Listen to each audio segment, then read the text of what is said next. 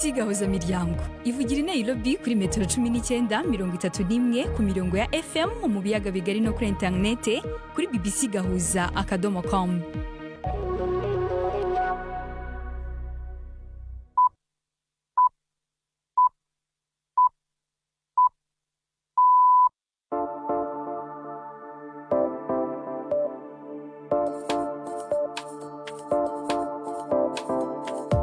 Ni saa moya n'igice z'ijoro i Nairobi, ni saa 12 n'igice z'umugoroba mu Burundi no mu Rwanda. Muri kumwe na Latifa Mutesi. Turabasuje bakunzi ba BBC Gahuza miryango, mwiriwe neza. Bahaye ikaze mu makuru yo kuri wa gatanu tariki ya 6 kwezi kwa kabiri uyu mwaka 2026. Ingingo z'ingenzi makuru yacagiye kwibandaho kuri uyu mugoroba. Ku munsi wahariwe kurwanya no guca bimwe mu bice by'igitsina cy'umugore, harababona ko no guca imyeyo ari ihohoterwa. Nihohoterwa ni control y'umubiri w'umukobwa, no gushaka ko umukobwa atangira gupicturing ukuntu azashimisha umugabo, nuko umukobwa wanjye naza gutwarinda ku myaka 15 ntangire gutangara andi naramubye ibintu byo gushimisha umugabo. Aho ikibazo cy'ubuke bw'amavuriro yibanze mu Rwanda cyane cyane mu bice by'icyaro ni kimwe mu byagarutsweho mu nama y'igihugu y'umushyikirano. Dufite ibigo nderabuzima bitatu mu Rwanda bifite abarwayi benshi kurusha n'ibitaro bimwe na bimwe, ku buryo dufite gahunda yuko bikwiye kuba byategurwa kuba ibitaro. Naho mu yandi makuru, mu mikino haravuga umwuka mubi hagati ya Cristiano Ronaldo n'ubuyobozi bwa shampiyona ya Arabia Saudite. Tubafitiye n'andi menshi y'imikino atandukanye, ntucikwe. Ndi Yves Bucyana. Aya makuru ahagarariwe na Gerdas Yuhundimundo. Chansar, mbere yo gutangira amakuru ku buryo burambuye n'ayahagezweho hirya no hino. Umukuru w'ishirahamwe ry'umwe bwa Afrika yaneguye igitero cakozwe hakoresheje utudege tutagira abashoferi bita drone ku kibuga c'indege ca Kisangani mu buseruko bwa Republika ya Demokrasi ya Kongo. Igitero umugwi wa AFC M23 wiyemerera ko ari wo wagikoze. Abarongo uwo mugwi bavuga ko ico gitero cari ubutumwa bwo gukabisha leta ya Kongo mu gihe ibiganiro vyo guhagarika ingwano biriko birabera Doha. Ishirahamwe ry'umwe bwa Afrika rivuga ko ico gitero gishira abasivile mu kaga kandi kirenga ku mategeko mpuzamakungu agenga intambara. Iryo shirahamwe risaba guhagarika ingwano ubwo nyene no gusubira mu nzira y'ibiganiro kugira amahoro agaruke mu buseruko bwa Kongo. Iyi ni BBC. Abantu benshi bishwe mu gitero ca bombe cabereye mu musigiti w'abashia uri ku mugwa mukuru wa Pakistan Islamabad. Iyo bombe yaturitse mu gihe c'amasengesho yo kuri uwa gatanu, bivuga ko yaturikijwe n'umwiyahuzi. Igipolisi kivuga ko abantu 24 bafire muri ico gitero kandi abarenga 100 bakomeretse. Ni inkuru ya Carrie Davis mwumva mu ijwi rya Gerdas Yuhundimundo. N'imiburiburi abantu 31 bitavye Imana mu guturika kwabereye ku musigiti w'abashiite ku mugwa mukuru wa Pakistan Islamabad. Abandi 169 bakomeretse. Iki gitero polisi yegese kubihevye b'abakamikaze cabaye mu gihe c'amasengesho kuri uwa gatanu. Imvo zaco ntiziratomoka, ariko inkehwa z'abashiite bo muri Pakistan muri imyaka ya vuba zagiye zitumberezwa ko ibitero nk'ibi. Nubwo biruko uguturika nk'uko kubagake ku mugwa mukuru. Ibitaro bibiri bikuru byo kuri uwo mugwa mukuru Islamabad byatangaje ibihe bidasanzwe mu gihe igipolisi kivuga ko igitigiri c'abapfuye gishobora kwiyongera. Umwe mu bajenerali bakuru b'Uburusiya ari mu bitaro inyuma yo kuraswa inshuro nyinshi n'umuntu ataramenyekana aho yarari mu nyubako isanzwe bamwe abantu. Uko General Vladimir Alexeyev ameze ubu ntibiramenyekana. General Alexeyev asanzwe ari icegera c'umukuru w'iperereza rya gisirikare yafatiwe ibihano na leta zunze ubumwe za Amerika kubera ivyo yagirizwa byo kwivanga mu matora y'umukuru w'igihugu yo mu 2016 hamwe n'ibindi bihano yafatiwe n'ubumwe bwa Buraya ku gitero cabere mu Bwongereza mu 2018. Uburusiya bwagirije Ukraine kuba ari iri inyuma y'ico gitero kivuga ko cari kigamije kumwica. Mu majambo yaciye kuri televiziyo ya leta, umushikiranganje w'imigenderanire n'ayandi kungu Sergei Lavrov yavuze ko Ukraine iri kiragerageza gusenyura ibiganiro vyari bigamije guhagarika intambara. Iki gikorwa cy'iterabwoba cyongeye kugaragaza ko ubutegetsi bwa Zelensky bwibanda ku bushotoranyi buhoraho kandi bugamije kubangamira inzira y'imishyikirano. Ndetse nuko ubu butegetsi bwiyemeje gukora ibishoboka byose kugira ngo bushishikarize abaterankunga babwo bo mu burengerazuba gukomeza gushyira igitutu kuri leta zunze ubumwe za Amerika hagamijwe kubatesha inzira iganisha ku bwumvikane buboneye. Latifa. Urakoze Chansar.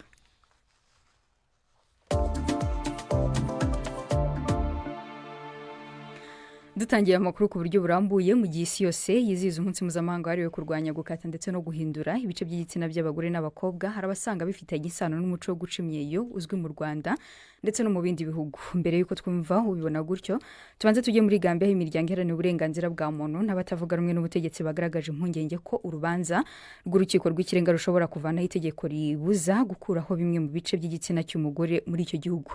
76% by'abagore n'abakobwa muri icyo gihugu cyiganjemo abayisilamu bakorerwa ibikorwa byo gukebwa bitewe n'impamvu z'umuco ndetse n'idini. Ni inkuru ya Thomas Nadio waganiriye n'abarokotse basobanura ibyabaye ku buzima bwabo. Tugiye kumva mu ijwi rya Primende ku magenge. Umwe mu bahuye n'ibyago byo gukatwa ngaha twahisemo kwita Maimuna yari afite imyaka 3 gihe yabikorerwa muri Gambia, nubwo ubu ari mu myaka 30 aracibuka ibyamushikiye. Bamfunze igitambaro mu maso bandyamisha hasi. Abagore 3 bamfatira hagati y'amaguru y'umukecuru ku buryo ntashoboraga kunyeganyega. Numva bakata ikintu kandi narababaraga cyane. Barangije bansabye kubyina ariko sinabashaga guhagarara neza kuko navaga amaraso. Byarambabazaga iyo nashakaga kwihagarika cyangwa kwiyuhagira. Amaze gukira Maimuna yibaje yuko bigiye kuba ubuzima busanzwe gushika arongowe maze ashatangura kubona ingaruka zavyo. Buri gihe numva ububabare mu gihe cyo gukora imibonano mpuzabitsina. Birambabaza cyane ku buryo rimwe na rimwe bimfata iminsi 2 cyangwa 3 kugira ngo nkire. Ubwo nabyaraga abana banjye 2 bose bapimaga ibiro biri munsi ya 3 ariko sinashoboraga kubyara batanyongereye. Byasabye ko nkoresha cyane imiti igabanya ububabare. So we'll have a panel that will look at how more CSO collaboration and working. The women in the liberation and the leadership will nishira hamwe ry'abahuye n'ibyago byo gukatwa ubu rikora isekeza ryo kubirwanya muri Gambia. Fatou Balde niwe yaritanguje. Icyo dukora ni ukugerageza guhangana n'imigenzi ishingiye ku gitsina yangiza kuko nituma umuco wo gukeba ibihimba by'irondoka by'abagore udacika. Ikindi kibazo nuko muri Gambia hari imyumvire ipfuye yuko gukeba ibice by'ibanga by'abagore ari itegeko ry'amadini, kandi kubera ibyo abantu nkanjye usanga dufatwa nk'abarwanya umuco ndetse n'idini byacu. None abagore batabikorewe baratungwa agatoki. Yes, indeed. So for example, yego rwose ndibuka twigeze kujya gukorera mu gace aho umugabo yatubwiye ko umugore atakebwa ibyo bice adashobora no kubaha amazi ngo bayanywe. Yewe abagabo baho nta nubwo bashobora no gushaka umugore utarakebwa ibihimba by'irondoka.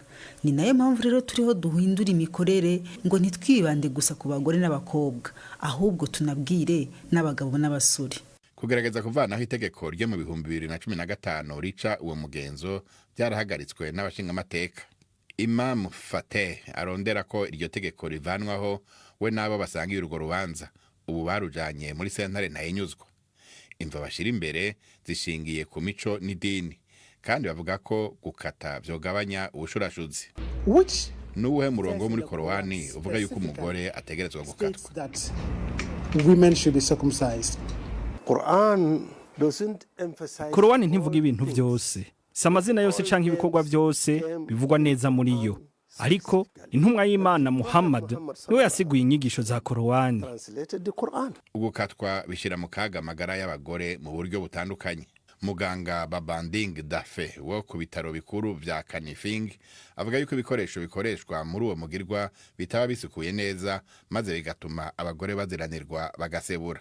When they cut, they allow the blood clots. Iyo bakaswe amaraso yavuze yumana n'imwe mu miti y'ivyatsi iba yakoreshejwe. Bamwe baranakoresha sosi tomate kugira bahagarike kuva. Iyo hakize haca haba inkovu hanyuma hagapfungana ku buryo intoboro yinjira mu gitsina iciba ntoya cane hakamera nk'afunze. Hasigara agatoboro gato gacamwe amaraso y'imihango. To allow the menstrual flow. Gambia yaremeje amasezerano mpuzamakungu akingira uburenganzira bw'abagore n'abakobwa, ariko abahuye n'ivyago byo gukatwa nka Maimuna bavuga yuko hamwe itegeko ribica ryovanwaho byosubiza inyuma ivyari bimaze gushikwako byose. Mu gihe muri Gambia ho bakata mu bindi bihugu bimwe n'imwe byo muri Afrika harimo n'u Rwanda baca imyeyo ibisobanuye gukurura bimwe mu bice by'igitsina bikaba birebire. ibyo nabyo hari ababifata nk'ihohoterwa rihindura kandi ryangiza imiterere y'igitsina cy'umugore. Muri abo harimo Sylvie Nsanga imirimbanyi iharanira uburenganzira bw'abagore waganiye na mugenzi wacu Anne-Marie niwe mwiza maze atangira amusobanurira impamvu yahagurukiye kurwanya iyi migenzereze. cyane cyane usanga babikorera abana bakiri batoya, ni ukuvuga ntabwo baba batanze uruhushya rw'uko umubiri wabo ukorwaho. Icya kabiri ni ukureba bigamije iki. Abana bacu rero tuba tubakorera sexual harassment tutabizi, turi ba mama babo bababyaye, turi ba tante, kubera mu muco wacu wa Kinyarwanda urabona nabo ngabo baba babikwinishyamo. Ariko n'indi ngaruka ikomeye ni uko inda z'indaro niba nazivuze mu Kinyarwanda zihari z'abana batoya b'abangavu, aho tuvuga ngo abana batoya batangiye kuba sexual active, ariko ari ukubera ko batangiye kubakorakora mu gitsina hakiri kare, bituma abo bana banambariza umuntu wabakora ku gitsina. Niba tante yabibakoreraga uraza gusanga byose tonto namukoraho cyangwa umuturanyi, byo mu myaka 7 umwana afite ubwenge bwo kudiferansiya intent nziza ya tante uri kumukurura adashaka peut-être kumurepinga cyangwa ya oncle nakuze umukoramo kugira ngo amurepinge. Iyo bavuga ngo gukurura bifitiye umugore akamaro, ese bagerageje ubushakashatsi aho bashyira abagore bamwe bakuruye bakumva niba baryoherwa kurusha abandi batakuye. Sylvie, wowe n'abandi mufatanya wenda mu kugaragaza ko ari ikibazo, ibyo mwebwe muvuga abakoze ubwo bushakashatsi cyangwa se abaganiriye n'abo bagore muri mwe ni bande? Abo bagore bababwiye iki? Kwanza icya mbere ni uko abagore bari mu bantu batuma ibi bintu bikomeza. Ni ukuvuga baragaragaza ko bo bashimishwa n'ibyo bintu bakaba bumva ko byakomeza. Abashinzwe ubuzima bagomba kugaragaza ko kubyara no gukurura bitandukanye ari ntaho bihuriye. Narrative za World Health Organization mbere byavugaga ko gukurura biri parti ya female genital mutilation, but over the time hagaragaye abagore bo muri iyi region bagiye kugaragaza ko n'umugore ayinjoyinga. Aha, Sylvie, tukiri aho ngaho rero, tukiri aho Sylvie, niba bamwe mu bagore banakoze iyo migenzo yo guca imyeyo aribo bahindukira bakagaragaza ko ibyo bintu nabo babikunze, ibyo bintu mwebwe mu birwanya mukuraho ingingo? Twebwe turabirwanya kubera ko baba advancinga narrative zitarizo ane za sexual pleasure iyo babikoze versus utarabikoze. Impaka zigomba kurangirira mu bushakashatsi buri scientifique kugira ngo tugaragaze niba ari byiza, niba guverinoma igomba kubipromotinga noneho babipromotinge mu nzira iri healthy, mu nzira ifite hygiene, mu nzira barindira umwana akamanza yakura akitoranyiriza njyewe nzabikora cyane. Ikindi kintu muri kwibagirwa nuko abagore b'u Rwanda ntabwo bashinzwe kurongorwa n'abagabo b'abanyarwanda gusa cyangwa abagore b'i Burundi, no, turi muri a globalized world aho njyewe nzaba narakuruye ariko nkagenda nkarongorwa n'umuntu w'ahantu utanaziye, rero bikazana shock. Hari abakobwa benshi ubu ngubu bari muri reconstructive surgery kugira ngo bazikate, noneho bamwe bakabikora nabi bikabaviramo amatumeur n'ibiki, bamwe barimo barapfa tumeur ikazakura ikavamo na cancer. Hanyuma Sylvie, kuba gitsimbaraye kuri uyu muco burababwira iki? Kuba gitsimbaraye kuri uyu muco ndababwira ko barimo barapromotinga ihohoterwa rikorewe umugore ku mubiri we n'umwana w'umukobwa, ariko ko bari no gushira umwana w'umukobwa n'umugore kuri riske yo kubona izindi ndwara. Ibintu bya labial elongation and breast birisanzwe mu gukontrolinga sexualité y'umukobwa abamutegurira umugabo. Umwana w'umukobwa ushobora kuza gukurikira amakuru yacu akumvamo iyi ngingo, wowe uramubwira iki? Iyo mpuye n'umwana w'umukobwa aba ari mutoya cyane cyangwa ari mukuru n'ibiki, mubwira ngo yakabaye nashoboraga gusubira inyuma mu myaka yanjye ingana nayo, ntabwo akabaye nduwo uyu munsi. Kandi bakubwira mariage abana bacu b'abakobwa niba balimita kutagira inzozi no kuzikorera aho, so they need to stop that. Nihohoterwa ni control y'umubiri w'umukobwa, ni ugushaka ko umukobwa atangira gupicturinga ukuntu azashimisha umugabo, nuko umukobwa wanjye najya gutwara inda ku myaka 15 ntangire gutangara kandi naramubwiye ibintu byo gushimisha umugabo. Ubu yari Sylvie Nsanga imirimbanyi iharanira uburenganzira bw'abagore. Dukomeje n'aya makuru, ikibazo cy'ubuke bw'amavuriro yibanze cyane cyane mu bice by'icyaro ni kimwe mu byagarutswe mu nama y'igihugu y'umushyikirano ibaye ku nshuro ya 20. Iki kibazo cyari mu myanzuro y'umushyikirano uheruka wari wasabye ko amavuriro yibanze yakongerwa kandi agahabwa ubushobozi kugira ngo abaturage boroherezwe ingendo bakora bajya kwivuza. Ikibazo cy'igwingira ry'abana bato nacyo kandi cyongeye kugarukwaho nk'ikibangamiye ubuzima muri rusange. Jean Claude Mwambutse yaduteguriye inkuru ku buryo burambuye. Umuyobozi w'ikigo cy'ibarurishamibare Ivan Murenzi yabwiye inama y'umushyikirano ko urwego rw'ubuzima ruri mu zitwaye neza. Uyu muyobozi yavuze ko umubare w'amavuriro wiyongereye ndetse abaganga bashoboye n'imiti bagezwa hirya no hino mu gihugu. Yavuze ko ubushakashatsi bw'iki kigo bwerekanye ko atari henshi abarwayi barembera mu ngo. Atanga urugero rw'abagore bagiye kwibaruka. Ku babyeyi babyarira kwa muganga ubu turi ku rugero rwa 98%. Mu mwaka wa 2000 ababyeyi babyariraga kwa muganga bari 27%. Ni ukuvuga ngo mu bana 10 bavukaga mu Rwanda ugereranyije batatu gusa nibo bavukiraga kwa muganga. Ivuriro ry'ibanze rya Keza riri mu gace k'icyaro mu karere ka Muhanga ni rimwe mu mavuriro ashimwa. Ni ivuriro ryitabwaho n'ababikira biyeguriye Roho Mutagatifu, rikaba ryarashoboye gutanga ubufasha ku barwayi ndetse rikanarenza urugero ryari ryitezweho.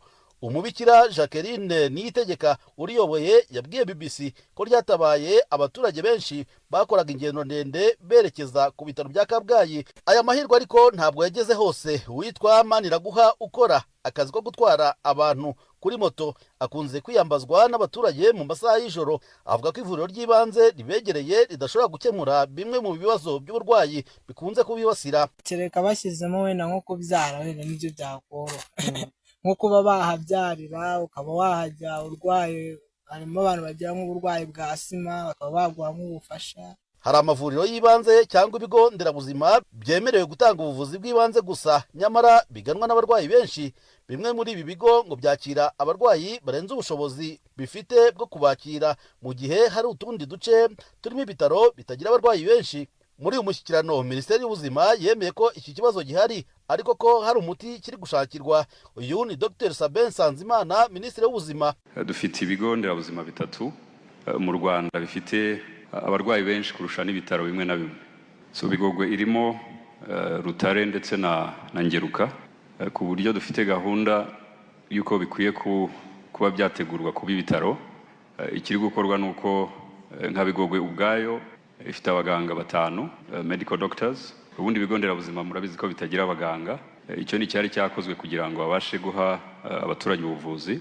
Igikurikiyeho rero ubwo n'indi ntambwe. Hari n'ikindi nyakubahwa Minisitiri w'Intebe yavuze ku bitaro bya Ruhengeri bigiye gutangira kubakwa, nabyo utekereza ko bizagabanya ubucucike cyangwa se umubare munini w'abarwayi bari muri kariya gace.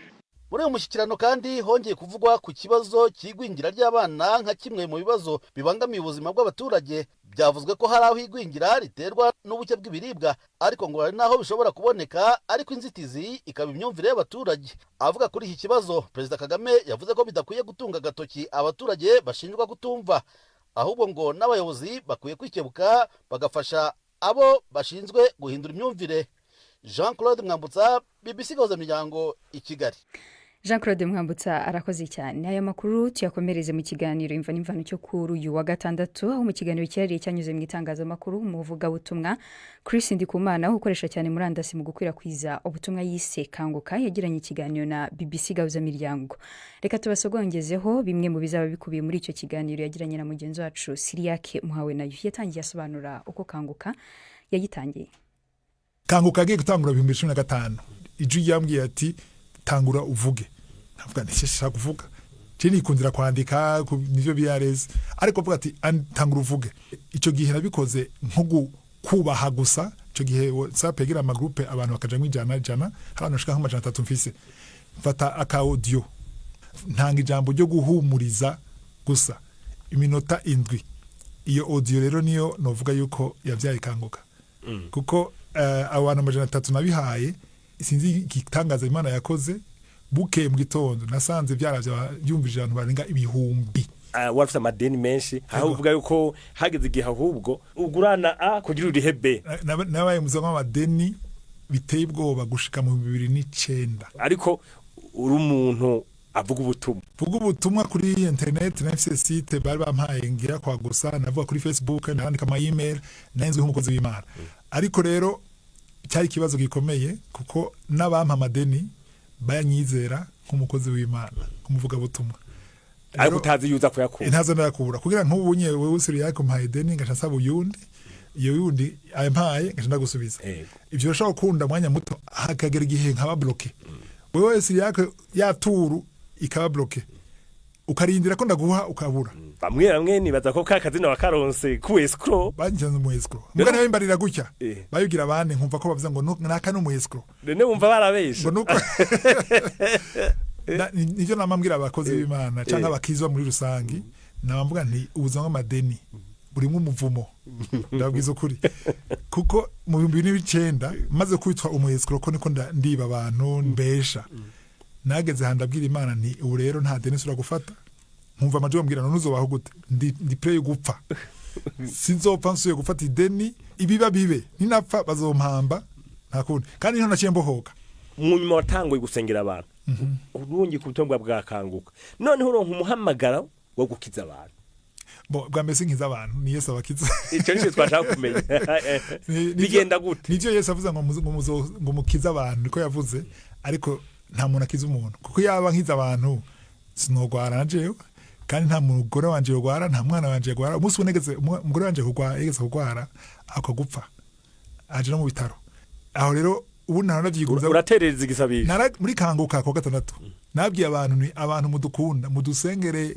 madame aragwaye cyane nabivuze mu Kirundi no mu Gifaransa nawe sengera abantu byerekana ko ari ukiza abantu byerekana ko ntakiza kuko iyo abankiza sinza gutereza amasengesho nashana mukiza uko nyene nta muntu wo mu muryango wanje numwe yosura gupfa harya mu mareresi tubona abantu ku mateleviziyo aho bagiye za Abidjan aho bagiye za abantu bafashe imbago rebeki bashira bazitwara uko bariko bariruka ngo bakize biba byagenda kandi ni ubibabwiye uzobirize imbere yuko nsegera abantu cyo nkora nka bija nanafukamye nanje kwaza abantu nindagira bakize Yesu canafukama muri Abidjan ndabwira Yesu ni wumvise ko bavuze ko ari wewe bakize rero biye bitangaza byose byabaye ni Yesu yabikotse. Ikiganiro cyose muzagikurikira ejo ku buryo burambuye mu mvo n'imvano dukomereje mu makuru y'imikino mugenzi wacu Ive Bucyana arakomeza. Imikino kuri BBC yahuza miryango. Mwiriho neza mwese bakunzi b'imikino kuri BBC mere mu Rwanda shampiyona irakomeje ku munsi w'ejo Rayon Sport yatsinze AS Kigali 1-0 iyo ntsinzi izamura ku mwanya wa gatandatu n'amanota 29 shampiyona kuri ubu iyobowe na APR FC ifite amanota 36 ku munsi w'ejo APR FC izakina na Bugesera umukino ukomeye ukaba uzahuza Kiyovu Sport na Mukura. Hari kandi derby y'amajyaruguru Musanze ikina na Etincelle. Mu Burundi shampiyona naho irakomeje ejo kwa gatandatu Dynamic izakina na Message Ngozi mu yindi mikino iteganyijwe ku cyumweru Bumamuru ikazahura na Interstar umukino ukomeye ukazahuza Flambeau na Vitalo naho Aigle Noir ikazakina na Ngozi City. Aigle Noir ikomeje kuziyobora n'amanota 51 ikurikiwe na Flambeau ifite amanota 48.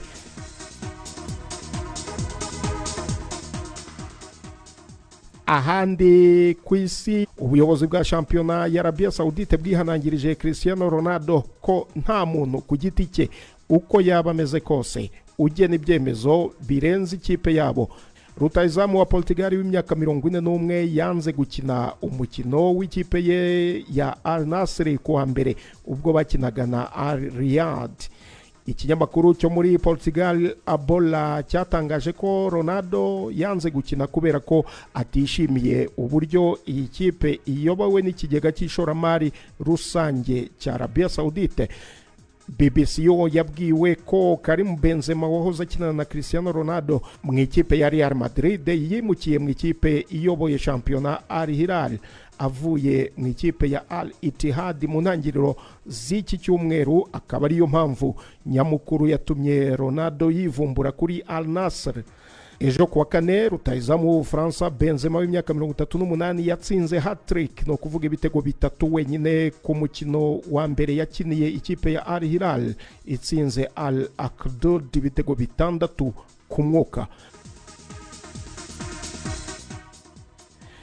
Mu Bwongereza ikipe ya Leicester City yahanishijwe gukurwaho amanota 6. Biratangazwa ko akanama kigenga kashyizweho na Premier League kasanze iyi kipe ikina mu cyiciro cya kabiri yararenze ku mategeko ya Premier League arebana n'ikoreshwa ry'umutungo. Iyi kipe yegukanye igikombe cya Premier League muri 2016, bikaba bivuze ko Leicester City izava ku mwanya wa 17 ikajya ku mwanya wa 20. Soreze kuri shampiyona English Premier League, imikino iteganyijwe uyu munsi Leeds United irakira Nottingham Forest, ejo kwa gatandatu umukino ukomeye ukazahuza Manchester United ku kibuga cyayo cya Old Trafford na Tottenham Hotspur.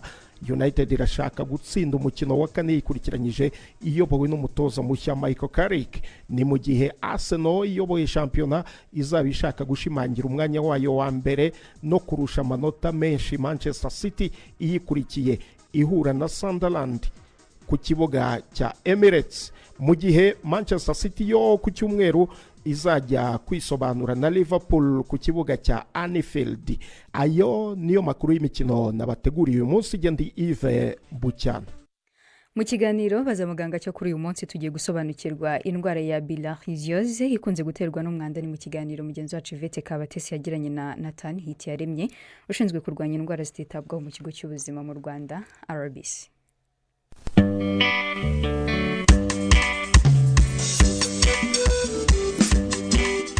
Mwireho neza. Bilharzioze n'ubwoko bwo mu nzoka zishobora kuzahaza umuntu igihe ativuje, nubwo ibarirwa mu ndwara 21 zititabwaho, nyamara ngo iza ku mwanya wa 2 mu zihangayikishije muri Afurika.